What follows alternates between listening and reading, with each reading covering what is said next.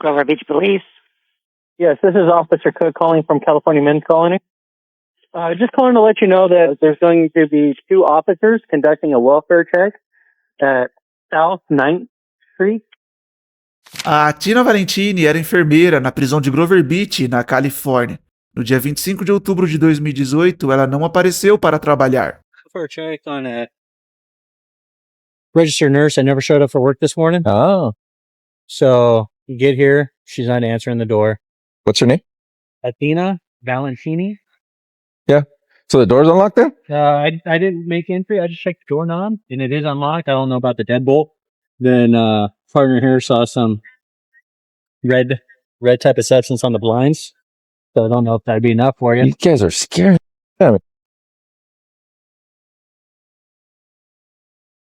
O policial que atendeu a ocorrência percebeu algo estranho assim que chegou ao local. O que se viu lá dentro foi alarmante. A casa estava completamente revirada, como se algo violento tivesse acontecido ali. Ao chegar ao quarto, a cena era ainda mais perturbadora.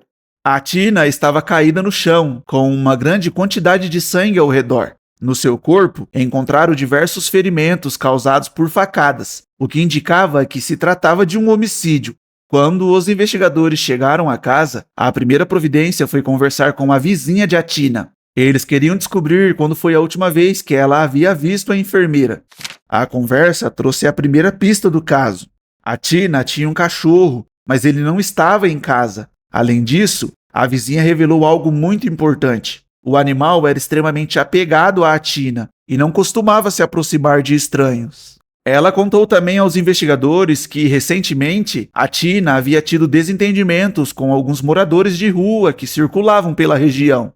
Próximo à sua casa, havia um restaurante comunitário que oferecia refeições gratuitas para as pessoas em situação de rua. Por conta disso, o movimento na área era constante. Segundo a vizinha, a Tina chegou a registrar uma reclamação formal sobre o uso de drogas e o descarte de agulhas nas proximidades de sua residência. Como a casa estava completamente revirada e dava sinais de ter sido saqueada, os investigadores consideraram essa linha de investigação bastante promissora. No entanto, conforme aprofundaram as buscas, perceberam que não havia nenhuma evidência concreta que ligasse os moradores de rua ao crime. Os investigadores decidiram então visitar a penitenciária onde a Tina trabalhava. Como enfermeira, ela mantinha contato direto e frequente com os detentos, especialmente aqueles que precisavam de cuidados médicos. Isso levantou uma nova hipótese. Será que ela havia se envolvido em algum conflito com um preso? Poderia esse confronto ter motivado o assassinato? A polícia seguiu essa linha de investigação, porém, mais uma vez, não encontraram nada relevante. Durante as buscas por evidências na casa de Tina, duas coisas chamaram a atenção dos investigadores. A primeira, não havia nenhum celular no local. Era 2018, praticamente todo mundo tinha um celular. O desaparecimento do aparelho parecia no mínimo estranho. A segunda descoberta foi um comprovante de postagem dos Correios, datado da tarde anterior ao assassinato. Com essa pista em mãos, os investigadores conseguiram as imagens das câmeras de segurança da agência. Nas imagens, a Tina aparecia aparentemente tranquila. Não havia sinais de medo, pressa ou qualquer indício de que algo estivesse errado. A Tina era uma imigrante da Hungria. Ela havia se mudado para os Estados Unidos juntamente com o filho, Levente Lazar, que atualmente morava em Bloomington, Indiana, onde cursava a universidade. A polícia de Grover Beach entrou em contato com o departamento policial de Bloomington, solicitando que um oficial fosse até a casa de Levente para informá-lo sobre a morte de sua mãe. Hi. Hello, are you Lazar? Or Mr. Lazar? Yeah, Levente Lazar. Okay. Your mother passed away. What happened? They didn't really give me any details. They just asked that we come and make a notification to you. Além de comunicarem a notícia, os policiais também deixaram com Levente o telefone do investigador responsável pelo caso em Grover Beach, caso ele quisesse mais informações sobre o que havia acontecido.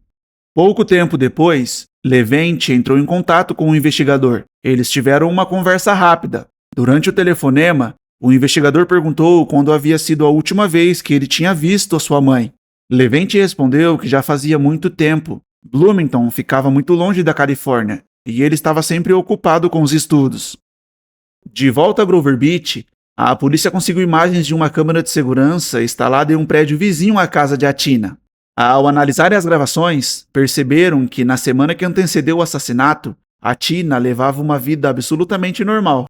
Essa mesma câmera também registrou algo extremamente suspeito. Às 11 horas da noite anterior ao assassinato, uma pessoa foi vista saindo da casa de Atina. E juntamente com esse suspeito estava o cachorro de Atina, que não costumava ir com estranhos. Os policiais conseguiram identificar a direção para onde aquela pessoa estava indo, e a partir disso, começaram a buscar outras câmeras que pudessem acompanhar seus passos. Mais abaixo na rua, novas imagens confirmaram a suspeita. A mesma pessoa aparecia caminhando, ainda acompanhada do cachorro de Atina. Essa mesma câmera mostrava essa pessoa, aparentemente um homem, caminhando mais cedo naquele dia em direção à casa de Atina. Na imagem em que o suspeito aparece sozinho, um pouco mais cedo naquele dia, era possível vê-lo falando ao telefone. Como a polícia não encontrou o celular de Atina na casa, solicitaram os registros telefônicos junto à operadora. Com esses dados em mãos, passaram a analisar as ligações feitas no dia anterior ao assassinato, na tentativa de descobrir com quem ela havia falado. Um número em questão chamou a atenção dos investigadores. O código de área era diferente da região, pertencia ao estado de Ohio. Essa descoberta chamou a atenção da polícia. Eles também descobriram que o número era novo, tinha sido ativado há poucos dias. Ao cruzarem as informações, os investigadores perceberam algo importante. Enquanto a Tina estava na agência dos Correios, ela falava ao telefone, e a ligação era justamente com o número de código de área de Ohio. Além disso, nas imagens em que o suspeito aparece caminhando em direção à casa de Atina, também ao telefone, os registros mostraram que ele estava em contato com o celular dela naquele exato momento. Essa descoberta foi crucial. Para os investigadores, ficou claro que a pessoa vista nas imagens, aquela que entrou e saiu da casa de Atina, era a mesma que estava usando o celular com o código de área de Ohio. A polícia então emitiu um mandado de busca relacionado ao número com o código de área de Ohio. Através dele, descobriram que a linha estava registrada em nome de Jacob Kitt. Com esse mesmo mandado, os investigadores conseguiram rastrear onde o número havia sido adquirido.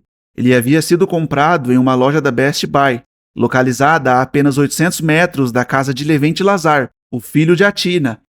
Ao solicitarem as imagens das câmeras de segurança da Best Buy, os investigadores tiveram uma confirmação importante. Nas gravações, era possível ver Levente Lazar comprando um chip pré-pago registrado no nome de Jacob Kitt. A operadora enviou uma planilha detalhada com os dados de localização do número suspeito. A planilha incluía datas, horários e as coordenadas de latitude e longitude. Com essas informações em mãos, a polícia conseguiu traçar todo o trajeto feito por aquele celular. Os registros mostravam que o chip foi ativado no dia 22 de outubro, em Bloomington, e desligado logo em seguida. No dia seguinte, dia 23 de outubro, o celular foi ligado novamente, agora já no estado de Oklahoma. A partir daí, foi possível acompanhar o movimento do aparelho cruzando o país até chegar em Grover Beach, na Califórnia, onde a Tina morava. Os dados da operadora ainda mostraram que o celular se aproximou da casa de Atina na tarde do dia 24 de outubro e permaneceu em Grover Beach até a noite daquele mesmo dia. Ainda com a análise das torres de celular, os investigadores confirmaram mais uma informação importante. Após a saída da casa, o sinal do celular de Atina seguia exatamente o mesmo trajeto do indivíduo que aparecia nas imagens das câmeras de segurança. A essa altura da investigação, a polícia já sabia que Levente Lazar havia comprado o chip usado no dia do crime, mas ainda faltava a peça principal, a prova definitiva de que ele esteve na casa da mãe naquela noite.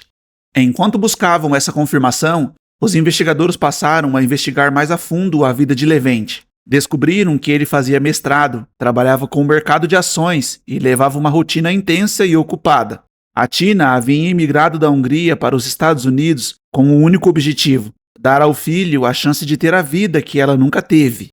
Levente tinha dito ao investigador que fazia muito tempo que não visitava a casa da sua mãe na Califórnia. Mas quando os registros das câmeras foram analisados, a história começou a desmoronar. As imagens mostravam o carro de Levente viajando em sincronia com a rota já mapeada pelas torres de celular. Exatamente o mesmo trajeto feito até a Califórnia, dias antes do assassinato. Diante dessa contradição, a polícia decidiu que era hora de levar Levente para um interrogatório. O investigador de Grover Beach decidiu ir pessoalmente até Indiana para interrogar Levente. Durante a conversa, Levente manteve a mesma versão, negou ter estado na Califórnia e refutou todas as afirmações feitas pelo investigador. Mas foi então que o clima da conversa mudou. O investigador começou a revelar as provas que havia reunido. Entre elas, uma imagem clara e irrefutável. O carro de Levente capturado por um leitor de placas em plena Califórnia. Enquanto Levente era interrogado, uma segunda equipe da polícia executava um mandado de busca em seu apartamento. Durante a varredura, os agentes encontraram um iPad, que foi imediatamente encaminhado ao Laboratório de Crimes Cibernéticos para análise. No histórico de navegação, Levente havia feito diversas pesquisas no Google. Entre elas, uma chamou especialmente a atenção. Ele havia procurado pelo termo assassinato de Atina Valentini em Grover Beach. O detalhe mais importante era que aquele iPad era um dispositivo que só funcionava com conexão Wi-Fi. A partir daí, a polícia iniciou uma nova etapa da investigação para rastrear os locais onde aquele aparelho havia se conectado a uma rede.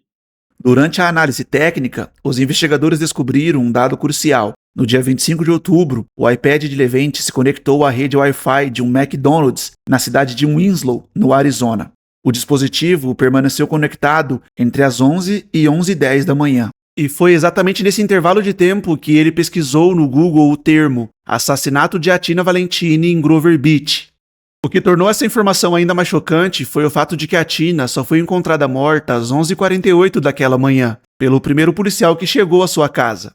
Levente Lazar pesquisou sobre a morte de sua mãe às 11h10, ou seja, cerca de 40 minutos antes dela ser encontrada morta. Se até aquele momento ninguém sabia que a Tina estava morta, como Levente poderia estar pesquisando sobre o assassinato? A resposta para os investigadores era óbvia. Somente o assassino poderia ter essa informação antes de todos. Com todas essas evidências, a polícia tinha certeza de que Levente Lazar era o assassino de sua mãe, mas ainda faltava descobrir a motivação.